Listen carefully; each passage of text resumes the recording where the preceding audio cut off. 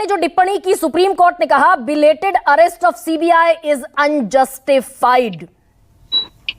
ये कैसी टिप्पणी है इस देश की उस एजेंसी पर जिस पर दारोमदार है इंसाफ की छवि को बनाए रखने का और गढ़ने का? बड़ी सटीक और डायरेक्ट टिप्पणी है और मैं इसका स्वागत करता हूं। मैं समझता हूं इस टिप्पणी के साथ एक चीज तो स्पष्ट है। देखिए, राजनीतिक पार्टियां जो हैं राजनीतिक पार्टियों पे आक्षेप लगाएंगी, वो बीजेपी के बारे में बात करेंगी, लेकिन मैं तो जो गरिमा जी कहूंगा वो ये है कि ईडी और सीबीआई के जो चीफ्स इन्होंने अपनी स्वायत्तता बिल्कुल ही खो दी है।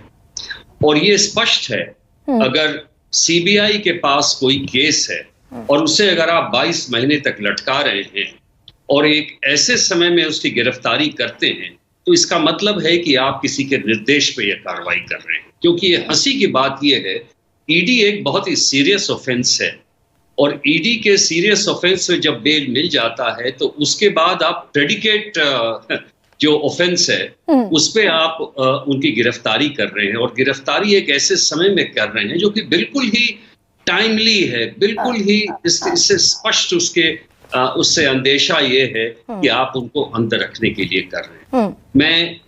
मैं सुप्रीम कोर्ट की इस बात का भी स्वागत करता हूं। एक बहुत ही महत्वपूर्ण चीज जो मैं कहना चाहूंगा गरिमा जी, वो ये है कि देखिए, एविडेंस करप्शन केसेस में एविडेंस का क्या थ्रेशोल्ड होगा, वो निर्णायक सिद्ध होगा इंडिया के लिए, जो सुप्रीम कोर्ट ने कहा है। सुप्रीम कोर्ट ने 45 जो पीएमएलए में जो बेल देने की ग्रांट की बात होती है, उसमें 2-3 चीज के बारे में ये कहा था, और ये कहा था क्या मैं अभी इस बात पे निर्णय दूं कि प्राइमा फेसी केस बनता है कि नहीं।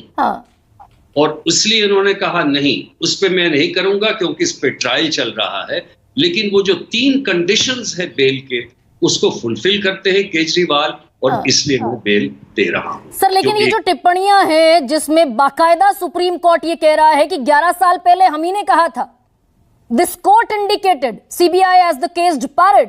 11 साल पहले हम ही ने कहा था और आज की तारीख में भी सीबीआई के लिए अनिवार्य शर्त है कि केस्ड पैरेट की इमेज से बाहर निकलने के लिए काम करे। देखिए, ऐसा है गरिमा जी कि जहां तक केस्ड पैरेट का सवाल है, मैंने आपको यह कहा, पहले भी कहा था कि सीबीआई बेस्ट ऑर्गेनाइजेशन है इन्वेस्टिगेशन की, इसमें कोई शक नहीं है। लेकिन जहां इसमें राजनीतिक केस जो कि 0.5 या 1% है, तो वहां ये ढुलक जाते हैं। अब चाहे आप सुशांत सिंह का, अब आप देखिए, एक छोटी सी चीज आपको बता रहा हूं। कलकत्ता में जो सबसे महत्वपूर्ण चीज आज ये है, वो ये पता लगाना है उस अभियुक्त का जिसके कारण ये सारे स्ट्राइक्स हो रहे हैं डॉक्टर्स के, कि कौन मुलजिम था, किस लिए। और उसमें बड़े 2 चीज स्पष्ट हैं। उसकी गिरफ्तारी हो चुकी है, डीएनए सैंपल मिल चुका है, अब उसकी नार्को एनालिसिस कराने की कोई आवश्यकता नहीं है, एडमिसिबिलिटी नहीं है। लेकिन सीबीआई करप्शन केस पे ज्यादा ध्यान दे रही है। अगर मैं सीबीआई चीफ रहता, सबसे पहले मैं इस प्रकरण में चार्जशीट फाइल करता। तो इसलिए किस चीज की प्राथमिकता होनी चाहिए, ये सीबीआई चीफ को और ईडी चीफ को जानना चाहिए। और अगर वो नहीं कर रहे हैं तो इसका मतलब वो शायद किसी निर्देश या कर रहे हैं, जो भी कर रहे हैं वो गलत है। लेकिन ये सर आपने कहा कि 0.5% केसेस हैं पॉलिटिकल केसेस, बट यही 0.5% केसेस एक नैरेटिव बिल्डअप करते हैं देश में। 100% इसलिए क्योंकि सारे बेल के केसेस पॉलिटिशियंस के जाते हैं और दोनों तरफ से माहिर है।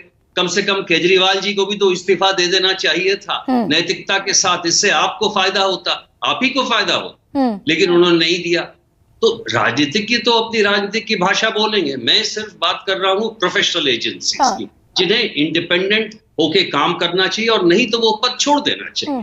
तो सर, ये 22 महीने बाद, जबकि केस सबसे पहले सीबीआई ने रजिस्टर किया था, सबसे पहले केस लॉन्च किया सीबीआई ने, सीबीआई से केस हैंडओवर हुआ एनफोर्समेंट डायरेक्टरेट को, और ये केस सीबीआई ने लॉन्च किया 17/8/2022 को। 2022 में 22 महीने पहले इंटरोगेशन भी हो गई अरविंद केजरीवाल से, कई राउंड की पूछताछ भी हो गई। उसके बावजूद अरेस्टिंग की जरूरत महसूस नहीं हुई, और अरेस्टिंग की जरूरत महसूस हुई तब जब ईडी ने बेल दे दी, ईडी के मामले में बेल मिल गई। हाँ, ये एक थोड़ा उल्टा मामला चला, क्योंकि ये पहले तो ईडी का जो ऑफेंस है वो तो प्रेडिकेट ऑफेंस में होता है, तो उसकी जब गिरफ्तारी हो गई और 45 का ये ढीला कर दिया गया। देखिए एक चीज और है गरिमा जी, आपको ये भी मानना होगा कि सुप्रीम कोर्ट ही ने तो वो जजमेंट दिया था 2 साल पहले, जिसमें उन्होंने ईडी के जितने पावर्स थे और ये जो ऑब्लिगेशंस थे उसको करेक्ट माना था, और उसके खिलाफ भी सुप्रीम कोर्ट को इससे सुनना है। तो सुप्रीम कोर्ट को ये बताना होगा फिर अब कि भाई आप क्या थ्रेशोल्ड नहीं, लेकिन यहाँ पर एक थिन लाइन भी है क्या सर? ये जो आज का जजमेंट है कोर्ट का, इसमें वो सीबीआई के एक्शन को इनजस्टिफाइड कहते नजर आए, अरेस्ट को ही इनजस्टिफाइड कहते नजर आए।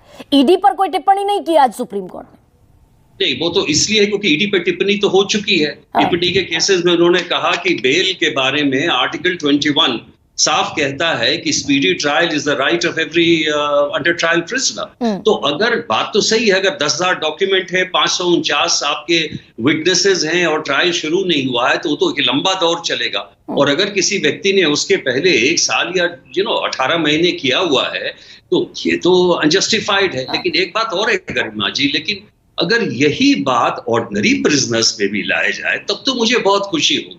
ये सिर्फ पॉलिटिशियंस और चीफ मिनिस्टर्स के लिए नहीं होना चाहिए।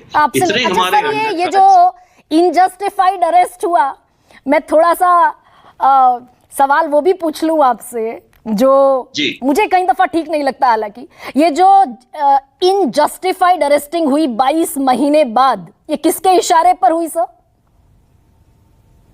वो जो उनके आका हैं उनके कहने पे हुई होगी, जाहिर है।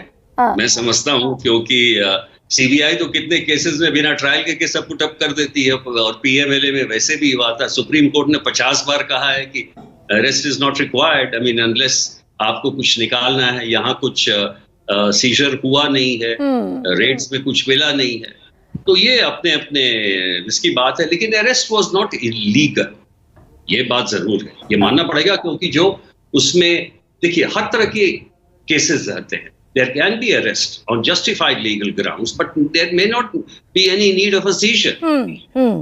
Already जो evidence है accused से मिला है और उसके interpretation से मिला है, उसमें काफी चीजें सामने आई हैं, उस आधार पे अरेस्ट किया।